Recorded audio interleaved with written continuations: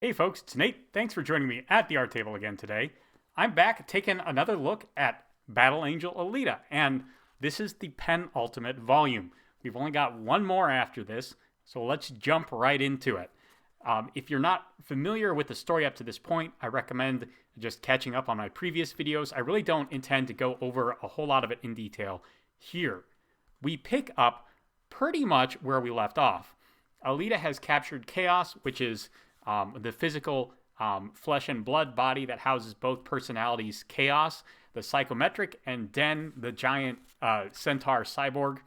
Den has set out to destroy Typharis, which is his lifelong goal. He finally has all the pieces in place, and he knows that if Alita kills Chaos, he's dead too. So he figures he needs to do what he can before Alita takes him off the board. But that's not ultimately her goal. She's made a kind of peace with Chaos. And right now, what she wants Chaos to do is choose his role in the battle. This is important because in the past, Alita has made a lot of ultimatums to people. The only time she's really offered a character that she's confronted a choice was when she confronted Zappin. And that was just the choice to kill her when she was doing nothing to oppose him. Now she's waiting to see what Chaos will do before she decides her next action. And this is a maturation of her character. We are seeing more of someone like Ito in her. She has taken in Chaos and given him another chance and is waiting to see what he'll be. Chaos, for his part, as I said before, is a character who looks to the past. He reads the learning and the abilities of other people from the objects he touches. And right now, he is recovering from losing a lot of what he's built on the basis of being a man of the past. Den is a man of the future. He's looking forward to a future without Typharis. Chaos now is going to start taking on some of Den's traits. He's starting to look to the future. So when Alita gives him the option to make his own decision, she sets up this little radio tower for him, and he makes a broadcast announcing that he understands the frustration people have with Zalem, but he doesn't want to just write his future in blood because he knows that a future in blood spawns another future in blood. He's going to try and reconcile with the people of Zalem, and he can be whatever he needs to be in order to do that because he has the power of psychometry. He can take on any set of skills he has to. So we are starting to see Chaos reach this balance point where all the characters in this saga ultimately need to end up if they are to end well. And that tells us that Chaos is ultimately going to be Alita's ally rather than an enemy, because this is all really about Alita finding that point of balance between order and chaos, between the past and the future, between flesh and blood and the machine. After that, Alita goes and finds Ito. Den knew where Ito was, and we are told that when Den was in Chaos's body, Chaos was also in Den's body, and he used his psychometry to read the memories of Den's body and figure out where Ito was. This is kind of hand-wavy, but psychometry as a power in general is pretty hand-wavy, so I'll allow it. It's not really a plot hole. This leads to a very interesting sequence. Ito is in fact alive and well. He's been fully restored. He hasn't been given a weird Nova body or anything like that. But when Alita finally meets him, it turns out he has no memories of anything more than 5 years ago. And at this point, it's been 10 years since Alita was taken in as attuned and Ito died. So he doesn't have any memories of Alita. We're told that this happened because Ito discovered the secret of Typharis. This has been hinted at in places here and there, but it's never really been said for sure that there is something fundamentally different between the people of Zalem and the people of the surface. And we don't find out what the secret is, so I'm not going to comment on it here. If you haven't watched my whole series, I do talk about this a little bit in my video on Hugo's story, because it's kind of important to some of the changes that were made to Hugo's story in the movie, and I was discussing those differences at that point. It's not really important to the story here, so I'm not going to recap it here either. Suffice it to say that Ito, as we see here, we see he is injured for some reason. This is, remember, 5 years after his encounter with Zappin. So he's been injured again. That is a clue for us, although it's not readily apparent at the time. And he's in despair. He had recovered from his injuries, but learning the truth of Zalem reflected on him in some way that we don't entirely understand, and it's driven him to the brink of insanity, so he blanks his memories. We don't know how he does that. We do know that he spent a little time with Nova. He tried to reform Nova, but failed. Nova is really beyond help at this point. And he went his own way. Ito is at peace now, but he can't really be an emotional or spiritual guide for Alita anymore, unfortunately. That's very painful for her. She had missed Ito a lot. She wanted to have that father figure in her life again, but the fact is he's gone. He is about as dead as you can get without actually being a corpse.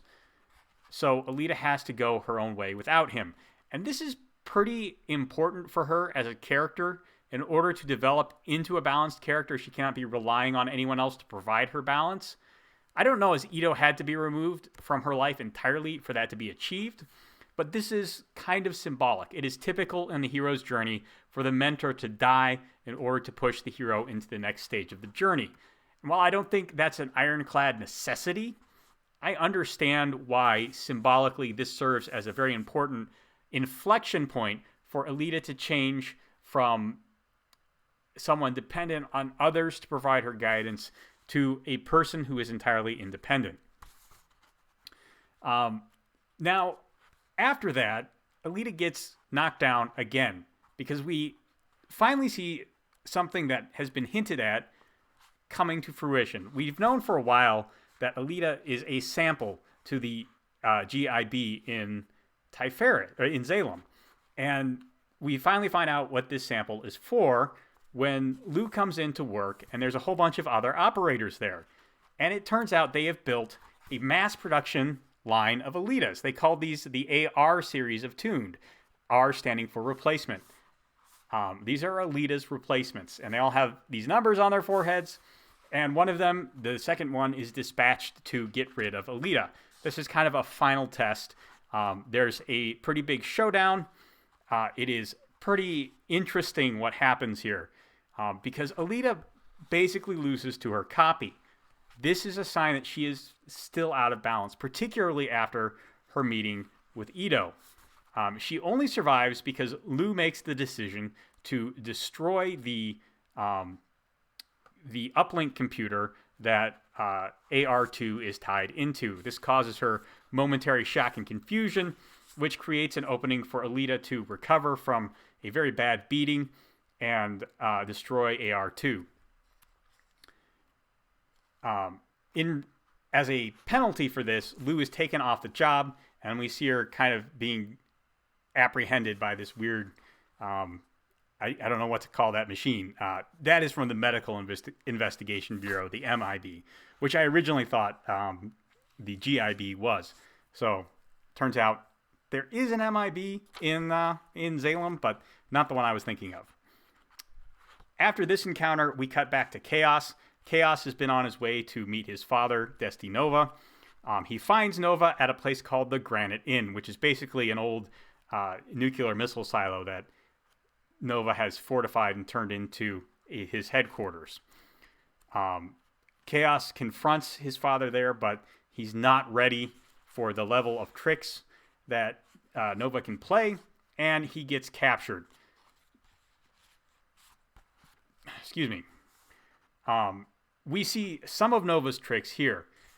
The most important one is a thing called Ouroboros, and we don't fully understand what that does until later. But we kind of get some hints in here where Chaos finds himself in this funhouse mirror kind of place, and he finds himself falling through a field of brains, and a bunch of other weird stuff happens. And we kind of get the impression that nothing that he's experiencing is real.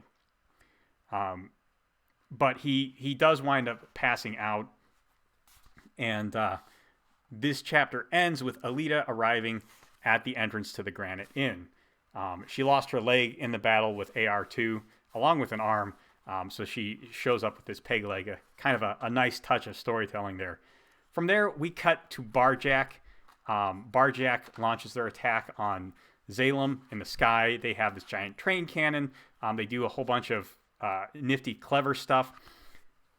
Really, everything we see there is just kind of to start tying up Den's role in the story. Den is the half of Chaos that looks to the future and never finds a way to look to the past.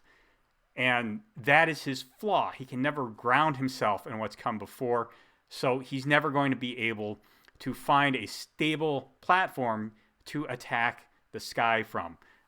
He is too ungrounded for that. It's kind of ironic because he has this giant centaur body that is very stable and very powerful, but himself alone does not represent enough power to tear down the city in the sky.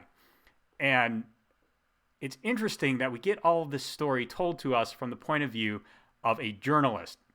Well, a man who is posing as a journalist. He's basically Barjack's propaganda officer now. He told them he was a journalist. He wasn't actually. Just like most of the other people in Barjack, this guy, whose name I will get in just a second, really, he's only here in one chapter, and he's not that important. But he gives us a sense of how Barjack is just as pathetic and depraved as Zalem itself is, and really is another side of the coin to the evils they claim to be confronting. We already got some of that from the way we were introduced to Barjack in the previous volume. As I said, we saw corpses of regular everyday people who were just trying to make it, that Barjack had tortured and murdered on their own without any prompting from Zalem. So their grudge against Zalem, I think, is really shown to be a little empty here. But throughout this chapter, we also see Kiyomi on campaign. She had, of course, joined with Den. And after the photojournalist is killed by one of the AR series, number 10, which ultimately winds up dead through a pretty long sequence of events that I won't get into here, she joins forces with Den to make a final attack on Typharis. And that is where we leave them for this volume. But it's important, we are seeing a unification here in a sense of balance. Koyomi takes up the photographs left behind by the photojournalist, and she goes with Den to confront the future. So she is uniting past and future herself. And that is kind of the balance that most of this section of the story is looking to strike. Because, as I said before, Alita is starting to find the ties that will make her balance order and chaos. Really, figure is her catalyst for that. But now that she is working her way through that process, she needs to understand some other things. So when she breaks into Granite Inn, she gets locked in the Ouroboros. And not so much because she messes up like Chaos does and wanders right into Nova's hands, but rather because she has an uplink to Zalem, and Nova hacks it and uses it to basically lock her in a dream state. While she's there, she confronts and she fights Jeshugan again. And as I've said before, this is a sign that while technologically speaking, yes, she's in this fugue state that Nova has created, she is essentially in her own spiritual inner world, because Jeshugan lives in this place as a symbol of things she cannot overcome. We've seen him crop up in a couple of previous fights, when she fought with Den, and again when she fought with the AR Series 2. And now he shows up on his own, pretty much unbidden, to give Alita a chance to get to resolve some of these issues. She's not really sure now whether she's a cyborg or a human being. She feels like these two parts are in conflict, especially ever since Ito, who was the person who maintained her cyber body and understood her as a human being the most, has been taken away from her. And she is struggling to understand what her future is going to look like because her past keeps creeping up on her. We even saw that in the battle with the AR series, which I forgot to mention. She almost accepted her loss to the AR2, and we know that because for a brief moment she saw Hugo's ghost before her, thinking that she would be reunited with Hugo. Hugo, of course, represents her past, and when she's given the opportunity, when Lou buys the opportunity for her to defeat AR2, Hugo is replaced with a brief vision of Figure, who represents her future and her own place of balance. But she's not really sure what that looks like either. And it is Jishugen, the unconquerable obstacle, who gives her an opportunity to work these things out as she is best at through fighting, but also understand that she has to start by accepting she is part machine and part human. She is all of her painful memories and also all of her hopes for the future. And accepting those elements of herself, accepting her chaotic impulses and her desire to be tied to a larger society around her, is part of what's going to make her a balanced individual. With her defeat of Dream Jishugen, which does technically give her, I suppose, a win against Jishugen, but not really, because this isn't Jishugen himself. It's more of a memory she's conjured up herself. But by overcoming this thing in her mind, she's able to break out of the Ouroboros for a moment, and she regains consciousness, much to the shock and horror of Nova, who has, as he always does, a really great reaction face. And that's pretty much the end of this volume. This is a just action-packed, concept-packed middle portion of the final act. And there's so much character development here that is so deftly handled that there's a part of me that feels this may be the best volume in the series.